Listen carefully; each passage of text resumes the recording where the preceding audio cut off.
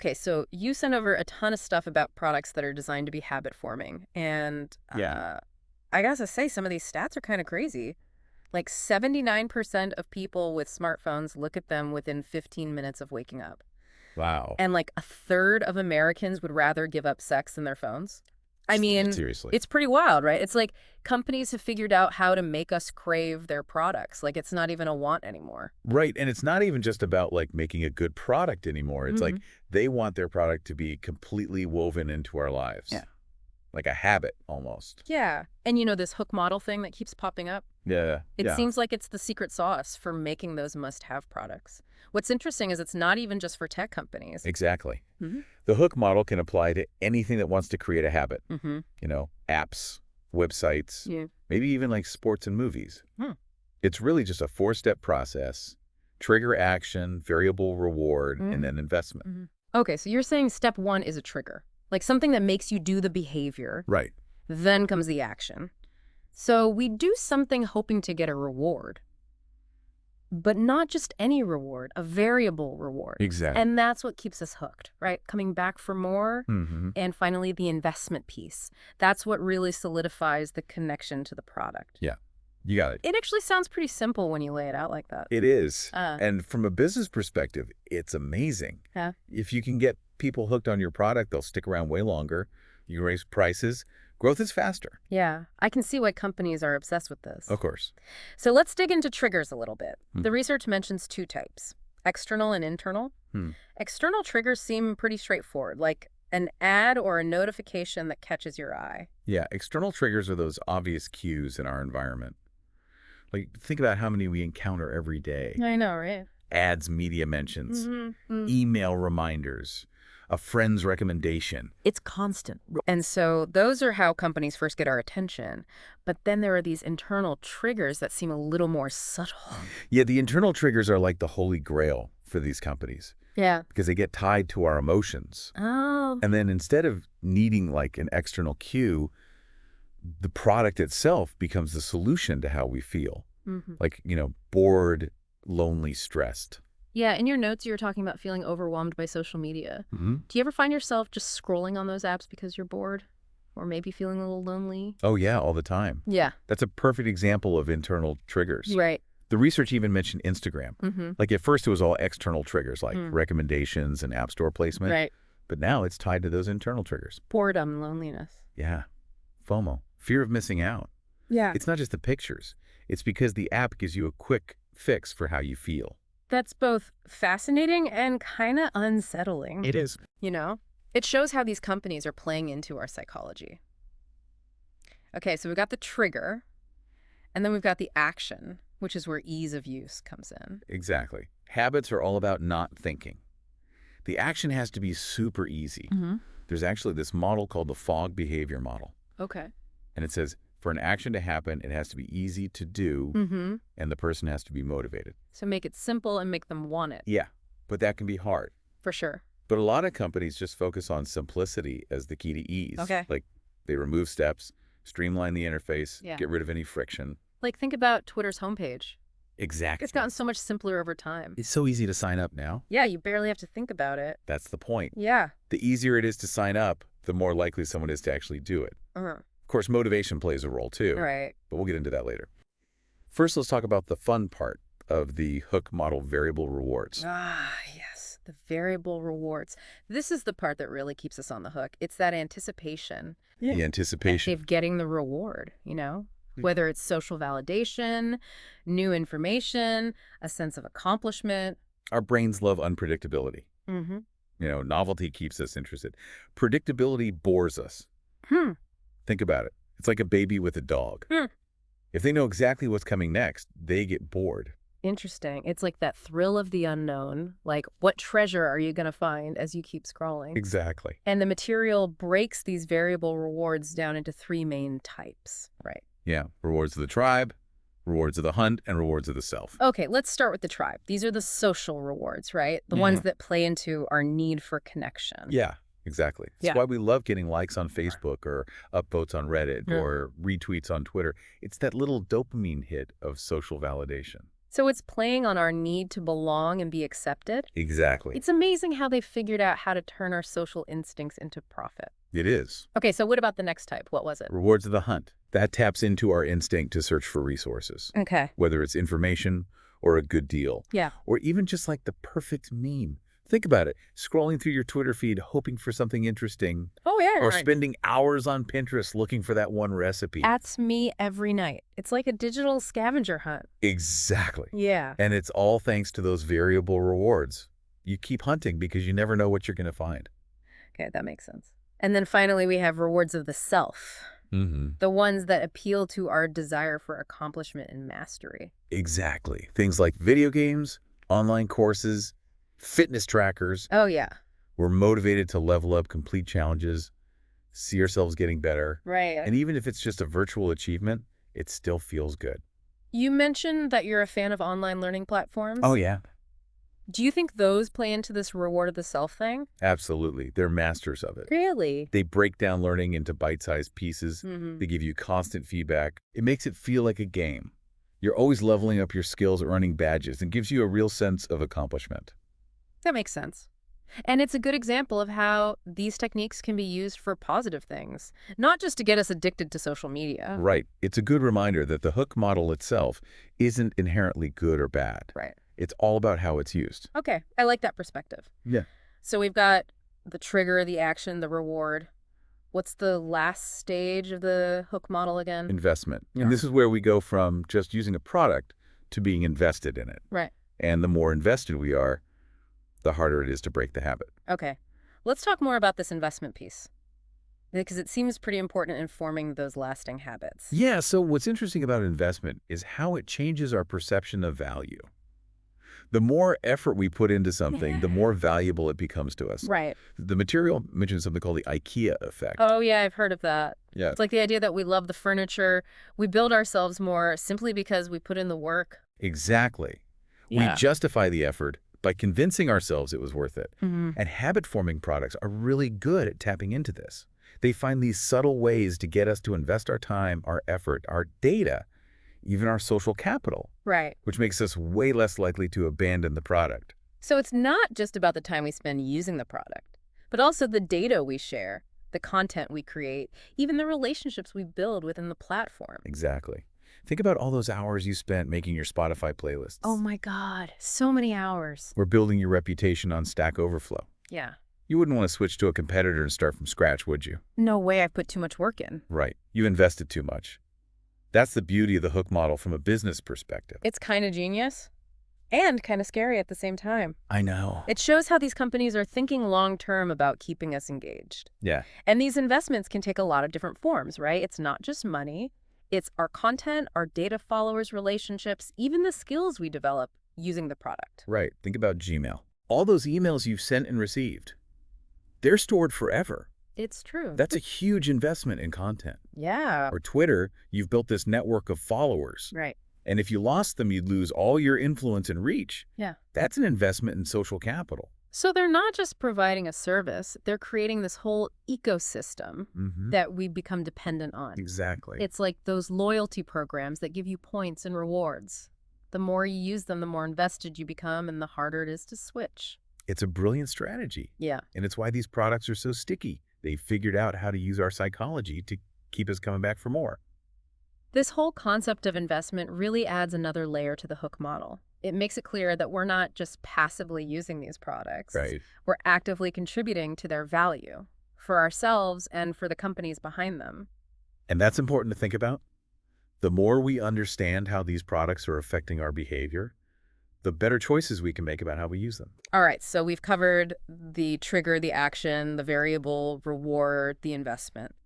These companies have definitely figured out how to play the long game. But I'm starting to wonder about the ethics of all this. If companies are profiting by taking advantage of our psychological vulnerabilities, isn't that manipulation? Yeah, that's a valid question. It feels a little icky. And it's something that we definitely need to explore further. Yeah. But for now, let's look at a specific example of the hook model in action. Okay. The Bible app. Okay.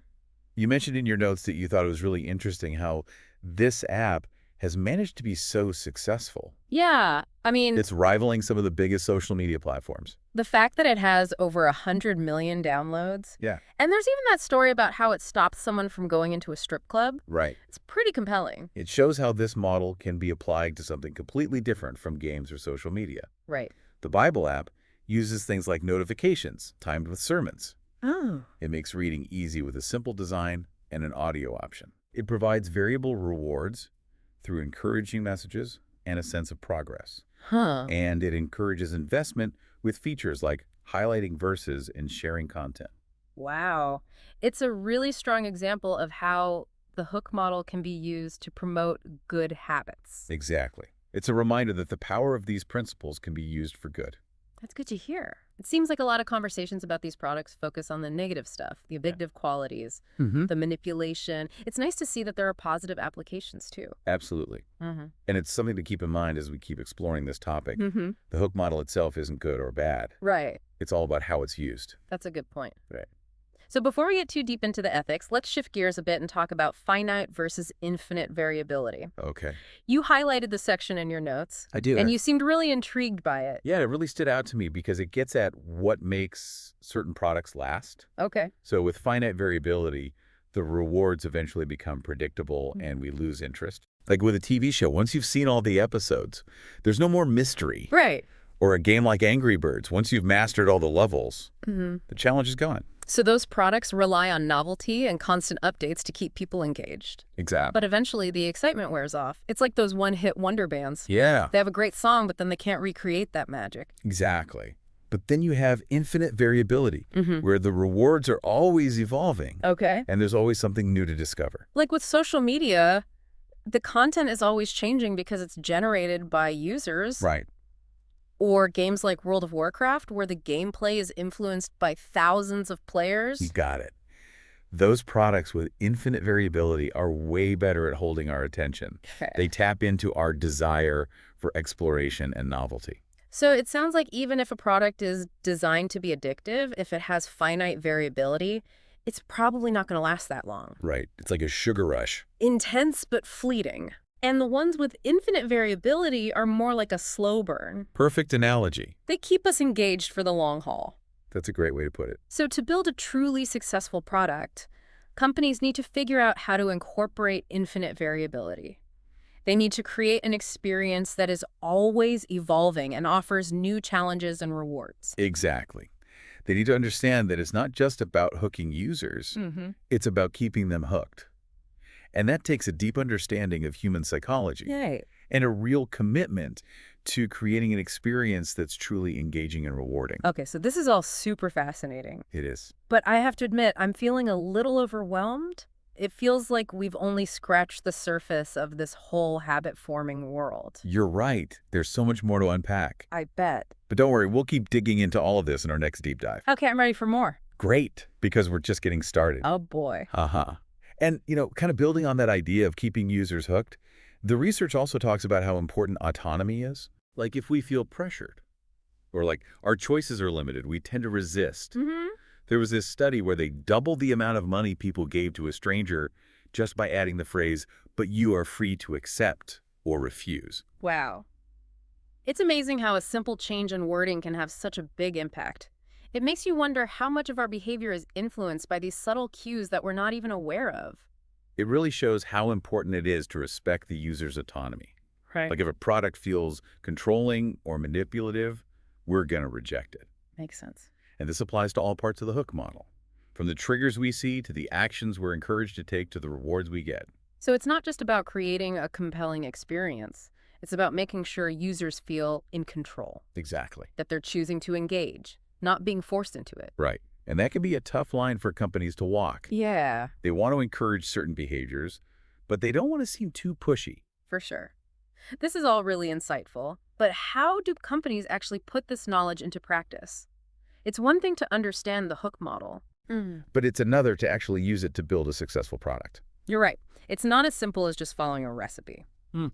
But the material does outline a 3-step process for testing and refining habit-forming products. Okay. The first step is to identify the users who are truly hooked, Okay. the ones who are using the product a lot. and in a way that suggests they've formed a habit. So you're saying start by looking at the data, Yeah. figure out who your most loyal users are, Exactly. The ones who keep coming back day after day, week after week. like your superfans. Yes. Yeah. Exactly. You want to find those power users and figure out what makes them tick. What actions did they take? What rewards did they get? What investments did they make? By analyzing their behavior, you can start to pinpoint the key elements of the hook model that are driving their engagement. So you're basically reverse engineering the habit. You're figuring out what works and then trying to replicate that success with other users. Exactly. And the final step is to actually modify your product based on those insights. Maybe you tweak the onboarding process to encourage new users to take those same critical actions. Or maybe you adjust the reward system to make it more engaging. The goal is to gently nudge users down that same path, Okay. the same habit path as those who are already hooked. That's a really smart strategy. You're essentially creating a roadmap for habit formation based on the behavior of your most loyal users. Powerful. Yeah. But as with any powerful tool, it needs to be used responsibly. Right. We have to be mindful of the potential for manipulation and make sure we're building products that truly benefit users. We don't want to cross that line between engagement and exploitation. Exactly. Mm. And that brings us to the topic of habit-forming opportunities. Okay. The research you sent over emphasizes that new technologies often create the perfect conditions for new habits to form. It makes sense. When you think about the internet, when it first emerged, no one could have predicted how much it would change our lives. Right. How we communicate, how we consume information, how we shop. Exactly. And it's not just about the technology itself. It's about the new behaviors that emerge as a result. Yeah. Like online dating. It was unimaginable a few decades ago. Right. But now it's completely normal thanks to platforms like Tinder and OkCupid. Those are great examples. It's crazy how quickly those behaviors become normalized once the technology is there to support them. It is. And that's what entrepreneurs and innovators should be paying attention to, those emerging behaviors that new technologies enable. Okay. Because these represent huge opportunities to build products that solve real problems and create lasting habits. So it's about spotting the trends before they become mainstream, like Airbnb. Yeah. They recognized that people were becoming more open to staying in strangers' homes, Right. and they built a platform that made it easy and safe. Exactly. Or Uber, they saw that people were frustrated with taxis, Yeah. and they created a more convenient and affordable alternative. And both of those companies have been incredibly successful at forming habits. They tapped into those emerging needs and provided a solution that just fits seamlessly into people's lives. You mentioned that you're fascinated by the potential of virtual reality. Oh, yeah. Do you see that as like a breeding ground for new habits? Absolutely. VR has the potential to totally revolutionize how we interact with the world and with each other. It could create entirely new social norms, new ways of learning, new ways of working, new forms of entertainment. It's a wide open frontier, just ripe with opportunities. It's kind of mind-blowing to think about all the possibilities. We're already seeing how augmented reality is changing how we shop and interact with our surroundings. The potential is huge. And it's not just limited to these super futuristic technologies. Even seemingly boring innovations can create opportunities for habit formation. Really? Like meal kit delivery services. Oh, yeah. They've tapped into our desire for convenience and healthy eating. And they've created a whole new habit around how people plan and prepare their meals. It's true. I never thought I'd be the type of person to have groceries delivered, but here I am, totally hooked on the convenience. That's the power of these products. Yeah. They can change our behavior in such subtle but profound ways. So it seems like the key takeaway here is that there are opportunities for habit formation everywhere, Right. whether it's using cutting-edge tech or finding new ways to meet existing needs. Exactly. The potential is unlimited. It is. And as we move further into the digital age, this understanding of habit formation is going to be more and more crucial for anyone who wants to build successful products and services. Okay, so we've talked about the hook model, the psychology of habit formation, and even explored some of the emerging opportunities in this space. Yeah. But I can't help but still feel a little uneasy about the potential for manipulation. I get it. But it's important to remember that the hook model itself isn't inherently good or bad. Okay. It's a tool. And like any tool, it can be used for positive or negative purposes. So how do we make sure that these principles are being used ethically? That we're creating products that empower users, not exploit them? That's a really important question. And it's one that we'll dig into more in our next deep dive. Okay. We'll talk about the ethics of the hook model, the manipulation matrix, Right. and how you can use this knowledge to make better choices about the products you use and the habits you form. Okay, I'm looking forward to that. This whole conversation has really been eye-opening. I'm definitely going to be looking at my apps and devices in a new light now. Okay, so we've talked about how these companies hook us, but now I'm wondering, like, why? What's the motivation? Is it all about profits, or are some companies actually trying to do good? Yeah, that's where the manipulation matrix comes in. It categorizes companies based on their intentions, remember? Right. You mentioned the facilitator, the peddler, the entertainer, and the dealer. Can we unpack those a little more? Absolutely. Let's start with the facilitator. Yeah. They genuinely want to help users, and they actually use the product themselves. Okay. So they really believe in what they're offering. They're not just in it for the money. So they practice what they preach. Do you have any examples from the material? Yeah, Duolingo is a good one. Okay. The founders wanted to make language learning accessible and affordable, and they actually used the app themselves to learn new languages. They're driven by this mission to help people, and it shows in their product. That makes sense. What about the peddler? They also want to help, but they don't use the product themselves, right? Right. Think of someone who sells vitamins but doesn't take them themselves. Okay. They might believe in the benefits, but they're not personally invested in the same way a facilitator is. So their heart's in the right place, but their actions don't really match up with their beliefs. What about the entertainer? What's their deal? The entertainer's all about just keeping people engaged. Mm. Grab your attention, entertain you, but they're not really worried about creating lasting change. So like those addictive mobile games. Exactly. You play for a few minutes and then you forget about them. You got it. They're fun for a while, but they don't really add much value. Right. And then there's the dealer, the one we got to watch out for. Yep.